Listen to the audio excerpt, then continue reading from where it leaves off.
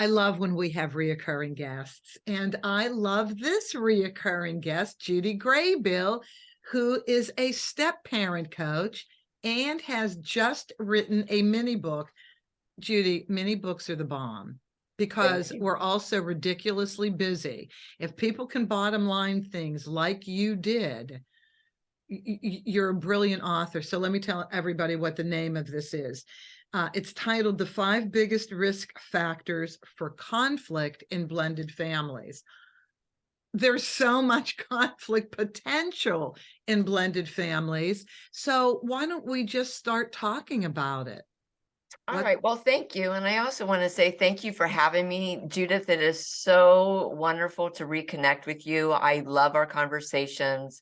I love your conversational style. I love what you do and so many of your interviews. So thank you so much for having me back. I have to say that first. Oh, my pleasure. I mean, because you're a little pot of gold. We don't have enough of you going around. And when we have a divorce rate, Judy, 50% of first marriages, 60% of second marriages, 70% of third marriages ending in divorce. Yeah. And there are children everywhere. This Yeah. is where you come in beautifully. There are more blended families than first families now, and that trend is growing. And we also don't have an exact rate for the divorce simply because of the cohabitation rates, because there's no way to measure cohabitation officially. So like when you factor that in, those rates that you just said that are alarming enough, those actually could be a lot higher when you factor in the cohabitation rates. So this is a really alarming thing, and I always appreciate the opportunity to talk about this because it is important. Okay, well, I just learned something new right now. Nice. Never even thought about the cohabitation rate. I mean, we call in California people who have children and aren't married and have to and need the court to do custody and child support. We call these parentage cases, and they're generally proprietary. They're not public cases. But I really never thought about this in terms of the work you do. Yes. So, and also any of those single parents are not necessarily all of them. It just depends on if they're dating. So as soon as the single parent starts dating, those step family dynamics that are actually starting. And if those single parents have an ongoing relationship, or if they're still in contact with their children's parent, then those are also step family dynamic related. Now, I know we put those in the realm of co-parenting, right? But that affects the remarriage, and that's actually one of the risk factors for conflict in blended families. That's Okay. mentioned in my ebook. All right, It's you want that to start with? conflict. Go ahead So, and like, start with that. yeah, okay, thanks. It is a great place to start, because that is one of the biggest things that I am actually hired for, if you will, is the conflict with the ex-spouse. That and the co-parenting style between the step parent and the parent. But yeah, let's start with the conflict with the ex. The reason why that causes issues is because usually it causes more misbehavior within the children, because you're not agreeing on discipline styles. So it's like it's my way or his way, and then the kids don't know what to do. The kids are just not, they're not sure what they need to do at mom's house or dad's house, and is it different? And if and their emotional level goes up, their anxiety goes up, and when they're having a hard time adjusting because the parents are worrying, then they're just going to misbehave more, because they're usually getting less boundaries or less discipline somewhere along the lines. That's part of, and then you just have, really, you have angry kids, you have sad kids, you have grieving kids. And the more you're worrying or arguing with the other parent, the less you are present and paying attention or able to recognize what is going on with your kids. And it causes a lot more blaming too, because when you're yelling at or to your ex, everything you say about or to your ex-spouse, if the kids overhear it, even if you think they're not, the kids are overhearing it, or they get wind of it, or there's a lot of bleed through. Well, kids process that as that's a part of them. They are half of both of their parents, I'm half of my mom, I'm half of my dad. So if my mom is saying something bad about my dad, then the kids are internalizing that. So Okay. I'm sorry. So I want to go back to, because something occurred to me while you're talking about signals. So kids can very easily get mixed signals in terms of boundaries, in terms of parenting styles. Before a step parent shows up, we've got two households and conceivably two different parenting styles. So now the kids have to remember and adjust to two different parenting styles if the parents themselves are not compromising and on the same page. Now you throw in a step parent. Oh my gosh, what if you have two? What if you have a step parent on each side and a biological parent on each side? What are the kids supposed to do? Right. And they're also grieving that loss, so that is actually part of it. So the longer and I also have another ebook on my website too, that for smooth co-parenting. And that one is about how single parents can gain closure after their divorce. So the more that you're able to gain closure, and this is something that you've talked about in previous interviews with other people with I love the emotional divorce. The emotional divorce leads to closure. So when you get closure, and I highly recommend people listen to your other interviews for those ones, but how that leads to conflict in the remarriage is that you don't have closure. So all that anger that you have towards your ex-spouse comes out. So then when you have a new step parent that comes in, your new partner, that person always sides with their current, they're not, most people are not objective. I mean, it would be lovely if everybody was, but honestly, people are I want to protect my spouse. So then they often get more involved and they start also conflict with that ex-spouse in their own way.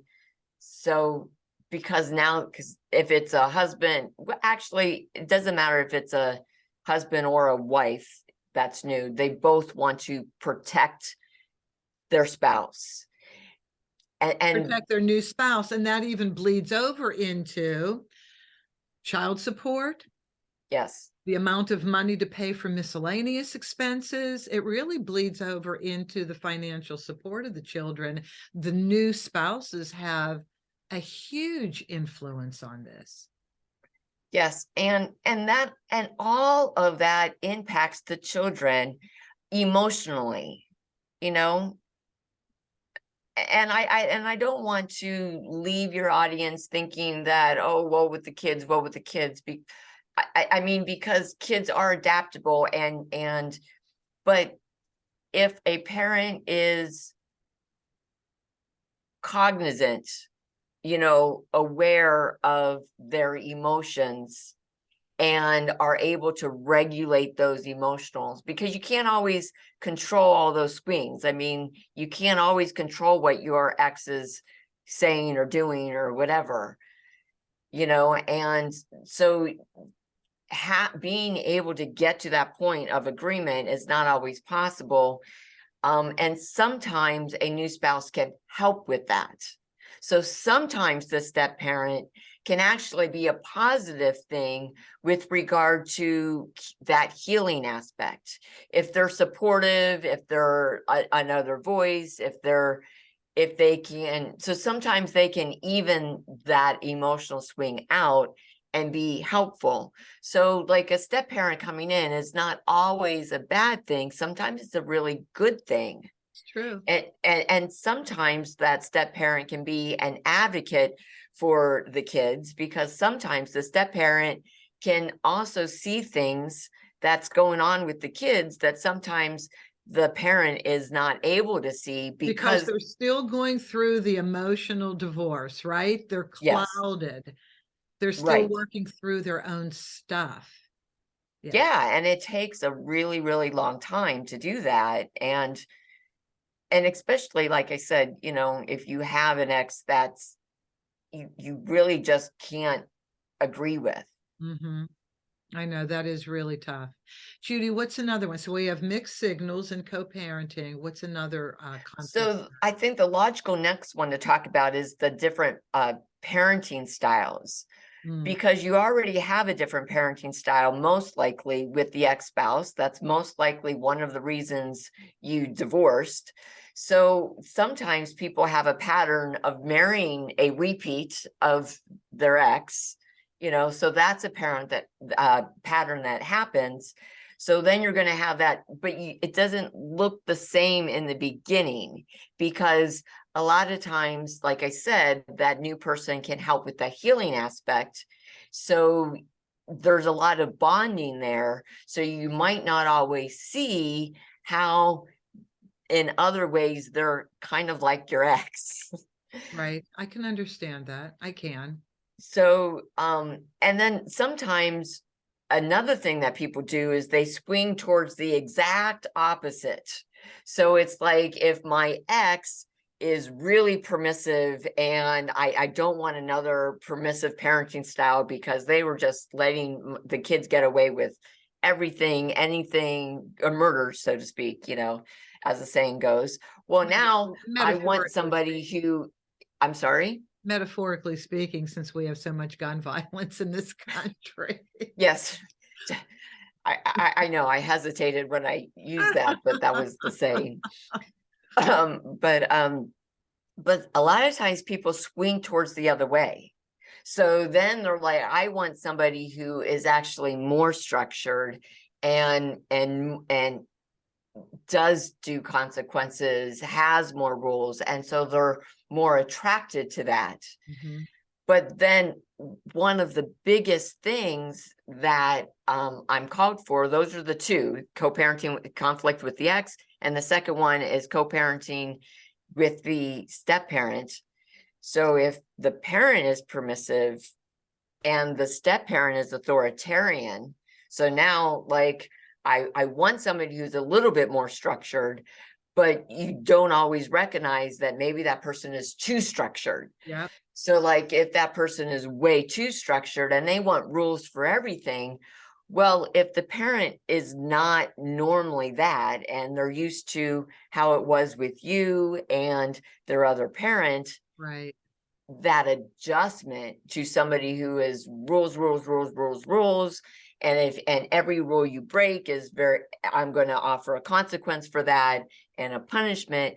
The kids are like, they're they're they're just naturally going to rebel. It's like because anything they're not used to, they're going to be like, Right. you know, Yeah.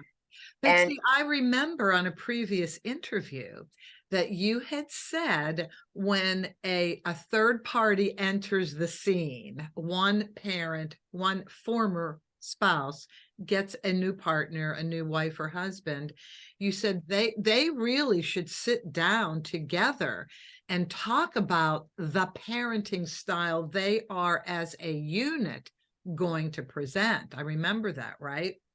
yes, that is huge. And I love, Yeah. and that's such a good memory. Thank you.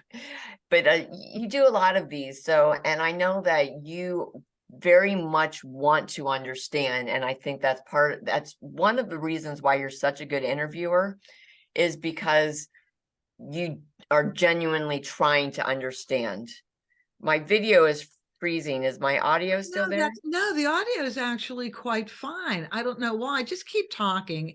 It'll work itself out. If it does, there it is. Okay. It As worked long as you itself can hear out. me, okay, it's No, fine. no, we're good. We're good. Tech, as we said before we hit record, technology. I know, right? Uh, So yeah, they should talk about parenting styles. And part of the challenge with that sometimes is that those styles are part of their natural personality. So it's really hard to change those sometimes, which is why I've actually adopted a method to help them with family mission statements, because for a parent who is permissive and a step parent who's authoritarian, it's a lot harder to change those that your natural personality styles, and a right. family mission statement can kind of help with that. I think that's really cool, the family mission statement. Well, okay.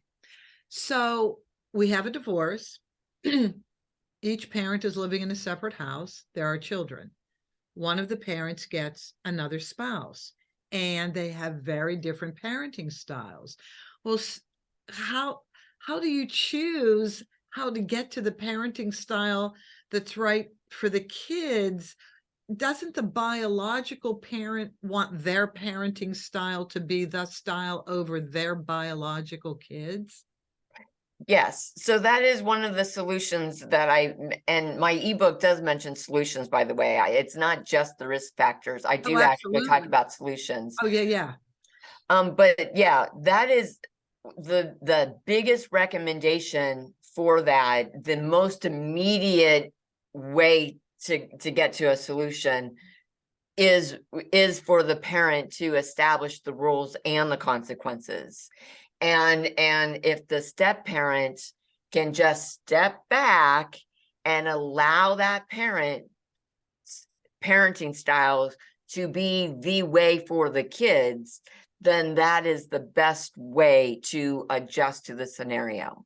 Okay, that sounds cool. But And Judy, I have to specify and I just have to put emphasis on this, on the consequences for that, because a lot that's left out of a lot of the talk and a lot of the articles. They always mention how the parents need to establish those rules, but the problem is if they don't also establish what those consequences are, then it'll cause more problems. So if the parent, see, the problem with what we were talking about, the step parent is mentioning what the punishment is, and the kids don't like that. They don't want somebody else that they're not bonded to yet. If they haven't built a rapport, they're not going to be receptive to any kind of punishment, even if it's a fair punishment. that makes sense. So any kind of punishment from the step parent is usually not accepted. So, but if the parent says, okay, for every rule that's broken, this is what the consequence will be. So the parent establishes that ahead of time, and they tell the kids, this is what the consequence is. And even when I'm not here, I'm giving authority to my spouse, your step parent, and, usually by name. I'm giving that person authority to give you this consequence, this punishment. Then the kids are like, now it's coming from my parent. So even when my parent is not home and my step parent is giving me that consequence, the kids they can't argue with it, because that actually came from the parent, even though the step parent is actually implementing it. Okay, I want to complicate this for a second. Okay, good. Each parent is a biological parent of 2 children. Now you have 4. Now you have Brady Bunch. And the parenting styles are very different for each parent. Now you have 2 children from each new parent. What do you do now? I love that you asked that question. There is one section in the solution portion of this where I talk about this, and this is something that very few people know about. But an alternative way of dealing with this is each biological parent in the same blended house chooses rules and consequences for their own kids, and then doesn't cross punish the other kids, that actually works. It sounds very counterintuitive It does. because you have two separate sets of rules and consequences in the same house, but it somehow works. Okay, that is so interesting. And then I don't know, then the kids could kind of play with that, almost like a game of consequences. I suppose they could, but like, the bottom line is kids just want direction. It's like they want to know what to do, and kids are very egocentric. Like, we adults put a lot of extra thought and process into a lot, but sometimes it's a lot simpler than what we think. I mean, we make things more complicated because we see a lot more things, like we've seen a lot more in the world. We have a lot more information. We have a lot more fears. We have a lot more, all those things that we think are going to interfere with this and that. But kids are so egocentric. They just want to know what they need to do. They want their needs met, and it gives them structure. I mean, at the bottom line, and they're not spending a lot of time trying to understand it. Now, there are some cases of step sibling rivalry, and that's another thing that you can work on. But for the most part, this does work. I was almost going to ask something about this. This may touch on what was in the back of my mind, and I'm thinking, should I ask? Should I not ask? You said somehow it works when there's two different parenting styles in the same blended household. I wonder if it's kind of a misery loves what's that? Misery loves company. Misery is it kind of like, well, my parent made me do this, I know, and then my parent made me do this. Is it kind of like that? They bond over that? It could be. I mean, I suppose it's different for every family. And also it depends on what the age of the kids are too, and their gender, because if they're around the same age, then there's a little bit more potential for that. But if they're different ages, then there's more leeway with that, because it's like, then you can tie it into the age thing. Okay. And, or, their family values or their culture, or you can tie it into so many other possibilities, like with regard to how they do things because of their, whatever the culture is, or the religion, or their traditions, or whatever. That's true. That's true. And then, Judy, in the blended frame of mind, organically, as time goes on, can a blended couple kind of morph into their own third unique blended way of co-parenting? Yes, that often does happen over several years. I mean, there's a statistics that says it takes an average of 7 to 10 years for a blended family to start feeling more normal, or like a real family. I don't like using the words normal or real, because what is that anymore? You know what I mean? But can we use cohesive? Cohesive. Yes, that's good. That's a good word. Yeah. All right. All right, Judy, I think we did 3 areas of conflict. Yes, conflict and co-parenting styles. We did 2. Okay, go ahead with 3. With the age of the kids. So this one is a big one that I wanted to express, because like, if the kids are like 6 or 7, basically 8 or 9 is like the rule of thumb. Younger than that, they adjust very well. Older than that, not so much, and the older, the more difficult. And so this, to me, I want to bring in one of the main reasons I wanted to write this ebook is because there's a lot of shaming and blaming and fear that's happening in the step parent world. So there's a lot of really horrible step family stories out there. And so just of all the things that go wrong and all the conflict, and any new stepmom that joins a support group because they want to know what they're getting into are often bombarded with all the horror stories of all the things that go wrong, you know, like all the conflicts and all these things. Right. But then an unintended effect of that is you also have a lot of stepmoms in there who have never had big problems, and they have good intentions with wanting to join these support groups so they can offer support for other stepmoms.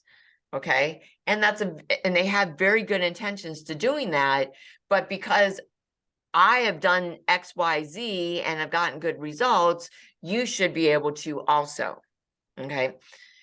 But the problem is if the kids were young when you blended in the first place, they adjusted well. So no matter what stepmom did, X, Y, and Z, it's going to be better received by the kids. Even if they have a different parenting style, it's still going to be different parenting styles, which is a risk factor that I mentioned in the book. Even that does not seem to have that big of a potential conflict when the kids are young, because the kids are adapting very easily. Okay. Right. That makes sense. So a lot of times stepmoms don't realize that one of the reasons they don't have conflict is because they blended when the kids were 2 or 3 or 6. And so then they're looking at another stepmom that has, you know, a stepchild who is 8 or 9. And it's like, well, I did, you know, this, that should, you know, what's wrong with you? And sometimes stepmoms do it to themselves, you know, because it's like, why am I having all this conflict? I don't understand. Like, I should be able to do what these other stepmoms do and get the same results. Well, that's not necessarily, because your dynamic is different because your kids are older, so they require different approach. You need to actually, if the kids are older, you need to take it slow. That's when the first things that we were talking about taking it slow, and the biological parent needing to make the rules and consequences, that's when it's even more important for the step parent to step back if the kids are older. So what the step parent needs to do is really spend time getting to know those kids on an individual level, building their own unique relationship with them. And then also going back to like one of the earlier things we were talking about with the emotional divorce and the emotional swings. Every single stage of the blended family, if a parent spends more individual time with each of their kids, that helps both the parent and the child adapt better. It makes so much sense. It really, really does. Judy, what's the fourth area of conflict? Okay, well, the fourth one is an over-attachment style between the kid and either of the parents. So I mentioned this as 2 different risk factors because it's a little bit different if they're attached to the biological parent, the custodial. For ease of conversation, I'm going to use the word custodial and non-custodial. Now, I know that most people have joint custody nowadays, but just for the ease of this conversation, I'm going to use custodial for our household that we're talking about and non-custodial for the second household. Well, how do you define the first household? The person I'm talking to. If a parent has an equal timeshare, let's just say they have an equal timeshare. It's just because I'm talking to, I can only talk to one person. I'm not normally talking to an ex-spouse. Okay. That's the only, there is no difference. If I'm talking to the other parent, then they're the custodial just for this conversation. And Okay. it's just to I thought it would be an easier way to explain the over attachment style, because the solution is a little bit different. So like, if I'm the biological parent and I am overly attached to my child, then my spouse who is coming in, so there's something that's called the insider outsider perspective. So I, as a biological parent, have a lot of stories with my child of past holidays, past birthdays, past vacations, of school history, like all of we have tons and tons and tons of stories that my new spouse does not know. Okay. So that's the insider thing. I have the insider scoop on what's all the history. The step parent feels like an outsider. They are the outsider. They have to, it takes time for them to build that rapport with their child or with the stepchild, and that was in the last risk factor solution. I talked about the step parent taking time to build a rapport, but until they actually build that rapport, until that actually happens and they have their own unique relationship with the child, and they're the outsider. So it takes a long time for them to feel like the insider.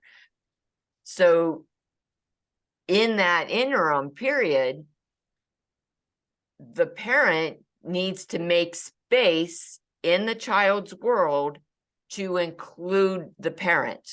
So for all these insider stories, how do I actually include my spouse now in those stories? Now, some parents have this, it's a subconscious psychological need to, it's like the sacred need, like my relationship with my child is sacred. Need to do what? Need to keep that relationship sacred. Need to. Oh, biological parent wants to keep their relationship sacred. Yes, with their child. I just want to push this a little bit, because it is normal in a household where there's no divorce, where a child will be more attached to one parent than the other. And I think it frequently happens with a child and a mother. I've just seen it more like that. But they're so very attached to that one parent that it's almost worrisome. Why is that? Why did the child follows the parent around, cries if the parent isn't at home, just to go grocery shopping, something like that? Now you've got a divorce. Now you have a blended family coming in. So you have a step parent coming in to the other biological parent's house, the parent that the child wasn't as attached to. Is that not a problem? When the child who's overly attached to one biological parent goes to the other parent's house and has a new step parent in front of them, does this present issues?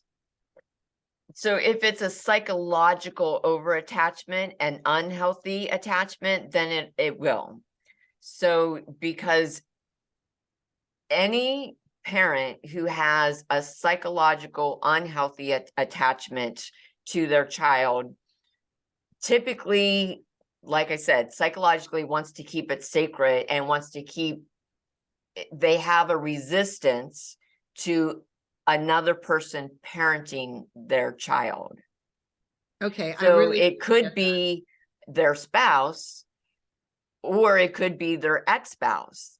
And then if their ex-spouse is remarried, then there's even more resistance to that my ex-spouse's, spouse parenting. Right. Right. So, and in severe cases, then they're going to talk bad about the other parent, like, because it's very subconscious, and it's possibly a trauma response, possibly, they're going to like be overly like, this is how we do it, this is how I want it, this is like, my way is the right way, and and every other way is wrong, or I'm resistant to every other way, because any way other than my way is taking away from how I'm having this relationship, because I'm like, it's a very tight container around how sacred that is, and I don't want anything at all to jeopardize that. I want to make a comment on overattachment now. This is kind of a one-off, but I've watched this in my personal family and with friends. And I hear that when I'm doing co-parenting schedules and mediation, we're talking about maybe a child that's 2 years old, and mom, definitely feels they need to bond with mom more. It's natural, it's organic. They want the child to be with them most of the time until they're between 3 and 5. You're now setting up, in my opinion and my observation, a very difficult situation with your child, because I have seen this grow into teenagers are relying on that one parent they have an over attachment on to do everything for them. When you're a teenager and you start driving, a lot of kids start getting credit cards. A lot of kids have cell phones. So on that cell phone, you can start ordering from Amazon. You may have a little savings account. We start our kids off with savings accounts early. I have watched teenagers, Mom, will you put this in the bank? Mom, I just got this money from Uncle so-and-so. How much should I get? Mom, I'm going to go ahead and can I have your credit card and use Amazon? It's like, oh my gosh, they're not growing the way they're supposed to. Where's that independence? Right. And so, and you highlight a very important point, is how organic this is and how natural this is, especially after a divorce, because there's this void after a divorce, especially if the other parent is not showing up that much, especially if one parent just becomes distant or vacant, or they travel a lot, or whatever the reason is. Okay. Or maybe that single parent is single for a really, really, really long time.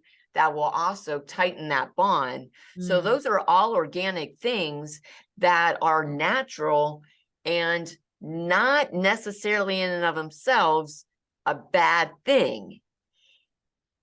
It only turns into an unhealthy thing if, like you say, like the kids then for some reason don't become self-sufficient.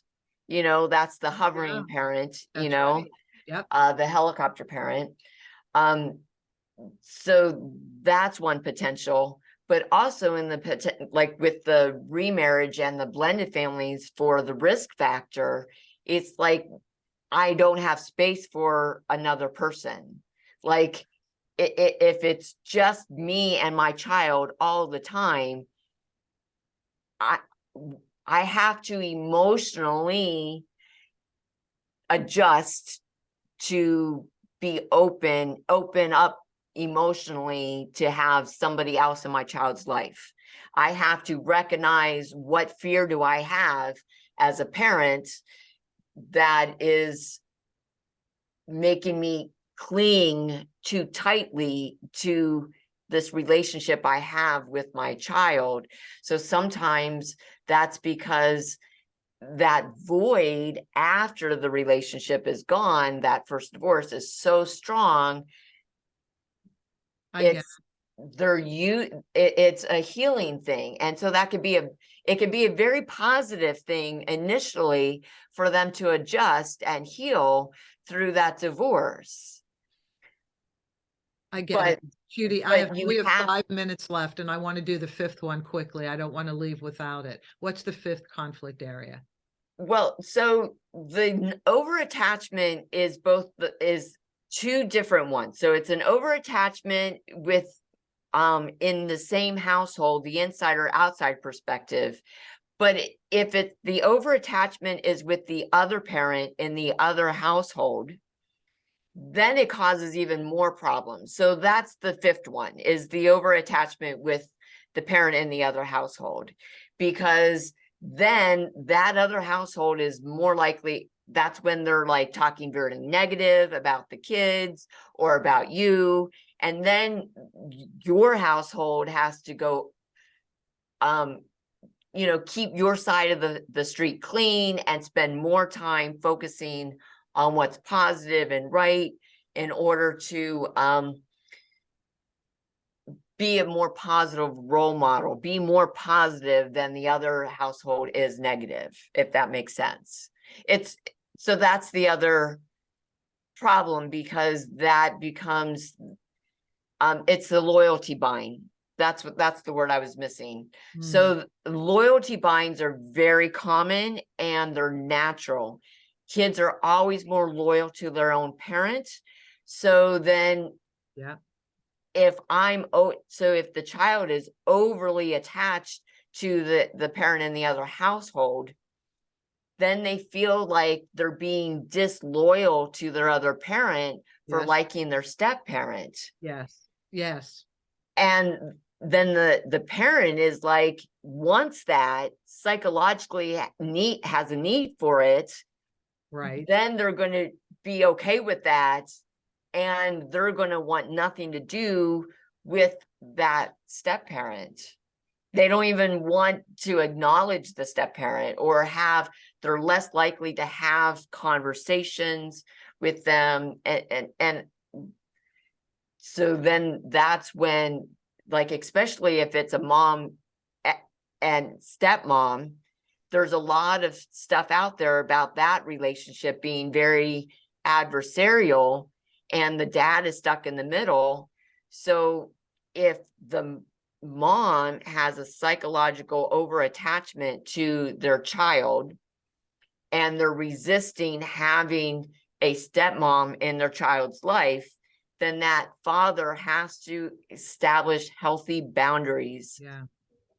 And it's really important for that father to get involved, because he has the most influence with his child and with the ex. And the stepmom has to stay out of it. That's one of the biggest mistakes that a stepmom makes, is to get involved. Yeah. Because she's being the target of a mom who doesn't want her in the life of her kid. Right. So she feels involved, and it feels very personal, and it's really hard to like step back, but she really needs to leave that up to her husband. You know where we saw that? We saw that in the movie Stepmom with Julia Roberts and Susan Sarandon. We really saw that. Judy, I have 2 minutes to end because I really want to keep this to 45 minutes. Can you just, as the takeaways, just bullet point the 5 risk factors? Just bullet point them. The age of the kids. 9 years old or older is going to have a harder time adjusting. 2 is conflict with the ex-spouse, any kind of conflict. You want that emotional divorce and closure as much as possible. 3 is polarity in parenting styles. If the parent is permissive and the step parent is not, it's going to cause challenges, period. Then the 4th is over-attachment between the custodial parent and the child. And then the 5th is over-attachment with the parent in the second household. Okay, that's great. Judy, I really appreciate that. So in order for people to get in touch with you, although it's going to be in the show notes, but people do like to write things down as they're listening, best way for people to contact you? My website is judygraybill.com. JUDY, G as in girl, RAYB as in boy, ILL. I'm on Instagram And I just started a new support group for step family, moms and step families, called the Holistic Step Family. Holistic with an E, because we're whole. The family is whole. Yep. So we are the Holistic Step Family. So that's on Facebook. So look us up there. Excellent. Judy, thank you. This was really good information as always, and I can't wait to have you back again. Thank you. Thank you. Thank you, Judith. And thank all of you for listening. If you don't already subscribe and just found me, please do so. If you know other people that would benefit from this information, please make them aware of the Amicable Divorce Expert podcast, the amicabledivorceexpert.com. And as always, have an amicable day.